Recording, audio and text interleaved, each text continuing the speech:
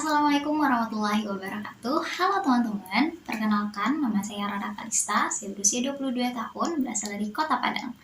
Di video kali ini, Rara bakal nunjukin ke teman-teman sebuah permainan yang bisa menambah pengetahuan kosakata teman-teman, mulai dari bahasa Indonesia, bahasa daerah, sampai bahasa asing. Kira-kira ada nggak ya? Yuk simak sama-sama. Permainan yang akan Rara tunjukin ke teman-teman adalah permainan yang Rara beri nama tekad. Tekad merupakan akronim dari tebak kata. Teman-teman mungkin gak asing lagi kalau dengar permainan tebak kata, ya gak sih?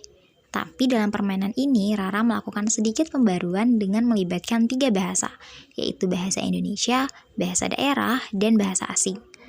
Permainan tekad bisa dimainkan untuk semua kalangan, jadi jangan ada yang takut tentang batasan usia. Tapi di sini Rara melibatkan anak-anak SMP sampai mahasiswa untuk berpartisipasi dalam permainan tekad. Tekad bisa menjadi permainan multiguna yang bisa menambah pengetahuan kosakata para pemain dan juga membentuk kerjasama tim dan kemampuan mengingat para pemain. Setelah memainkan tekad, Rara percaya dan Rara bisa melihat bahwa pemain dapat mengetahui kosakata baru, baik itu bahasa daerah ataupun bahasa asing.